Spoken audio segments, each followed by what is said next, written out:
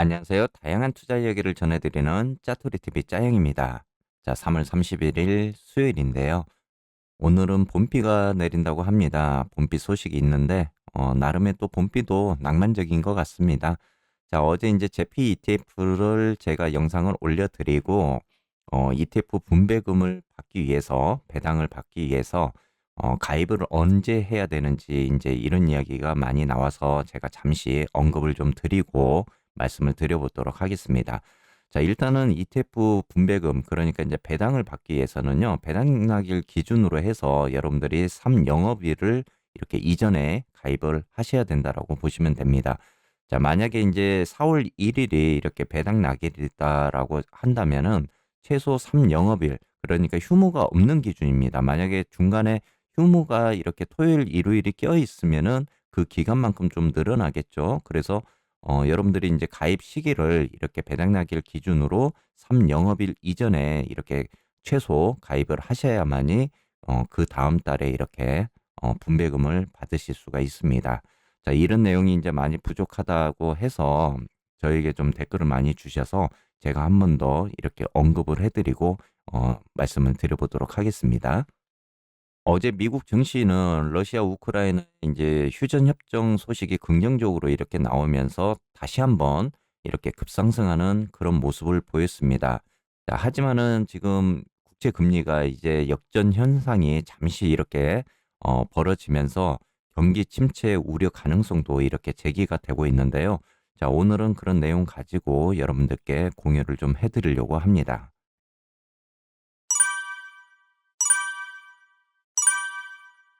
먼저 증시 현황 한번 보도록 하겠습니다. 최근 증시가 이렇게 급상승하는 랠리를 계속적으로 지금 보여주고 있습니다. 뭐 심적으로는 굉장히 좀 기분이 좋은 그런 랠리이기는 하지만은 한편으로는 지정학적 리스크들을 다 뿌리치고 이렇게 또 올라가는 그런 모습이 좀 불안한 그런 부분도 있습니다.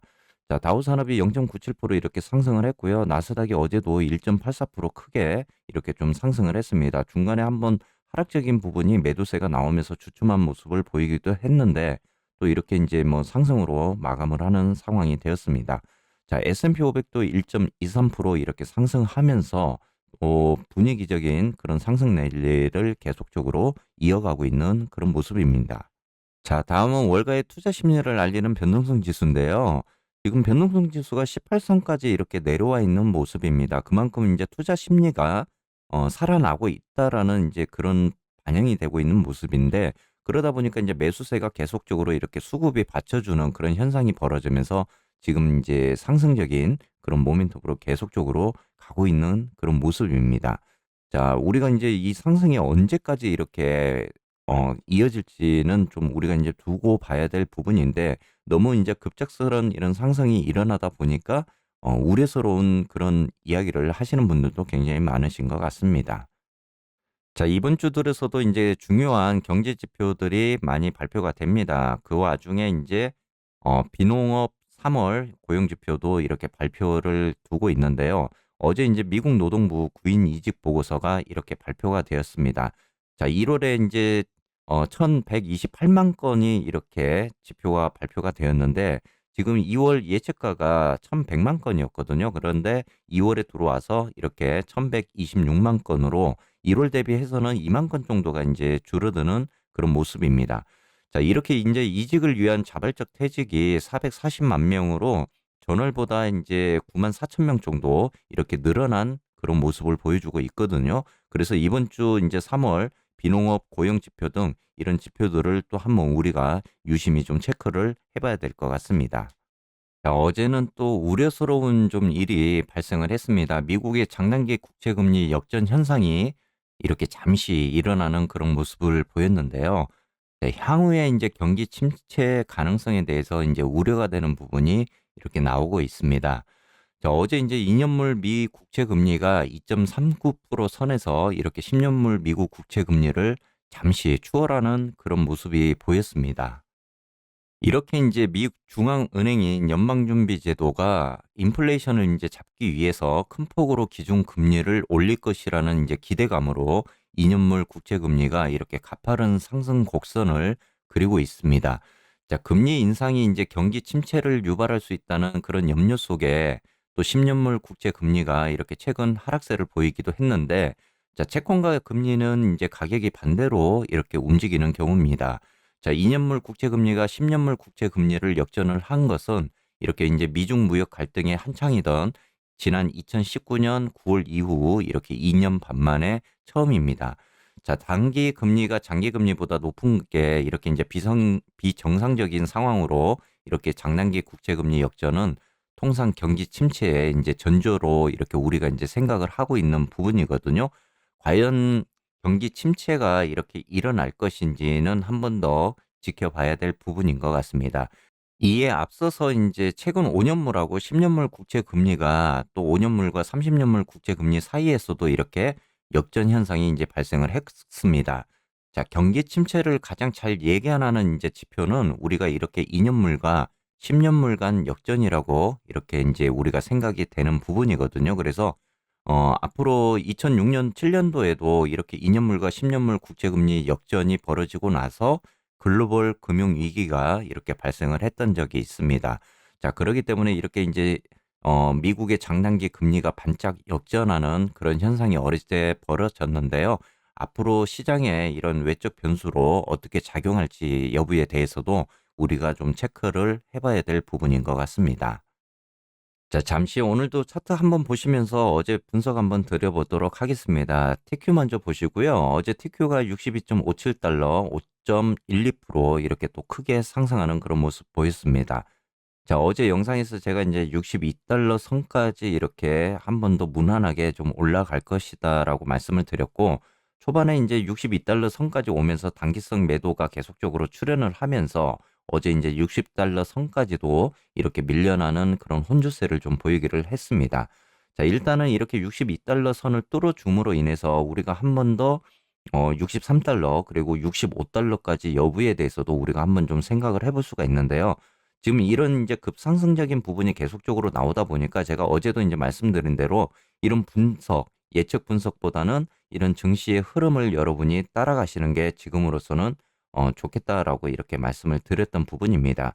어떻게 보면은 지금 강한 수급들이 이렇게 모르게 계속적으로 들어오는 그런 모습을 보여주고 있기 때문에요.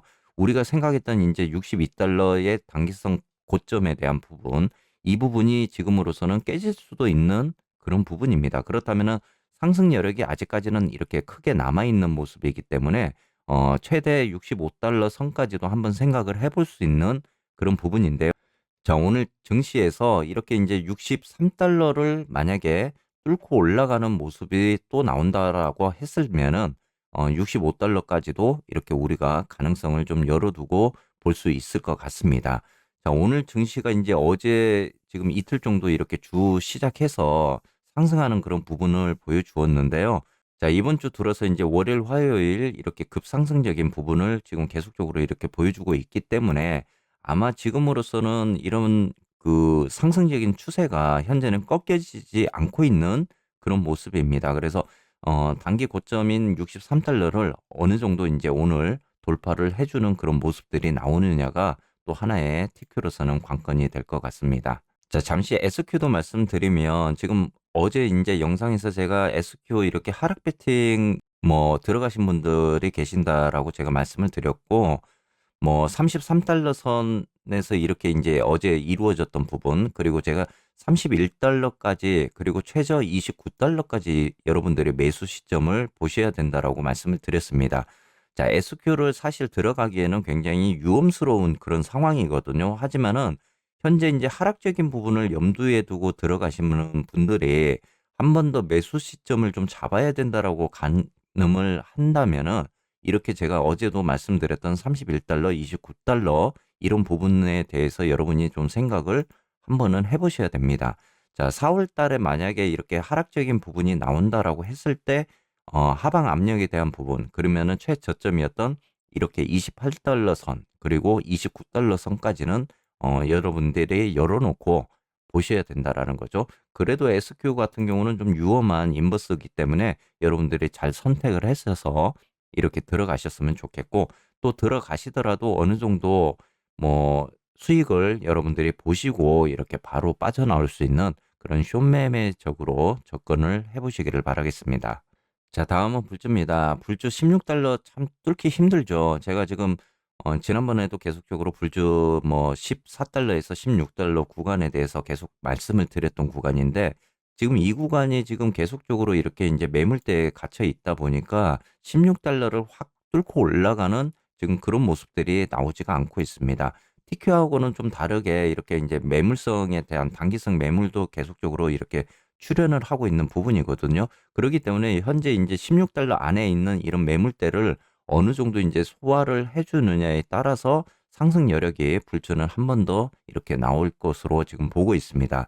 불주가 이제 상승을 하기 위해서는 일단은 이 매물대를 완전히 좀 뚫고 강한 수급으로 뚫고 올라가는 그런 모습이 보여야만이 이제 18달러 선까지도 이렇게 무난하게 이제 갈 것으로 좀 보고 있거든요. 그런데 불주 같은 경우는 지금 16달러에서 이 구간들의 이제 매물대가 굉장히 포진이 많이 되어 있기 때문에 이 구간을 어떻게 강한 수급으로 밀고 올라가느냐가 이제 하나의 관건이 될 것 같습니다.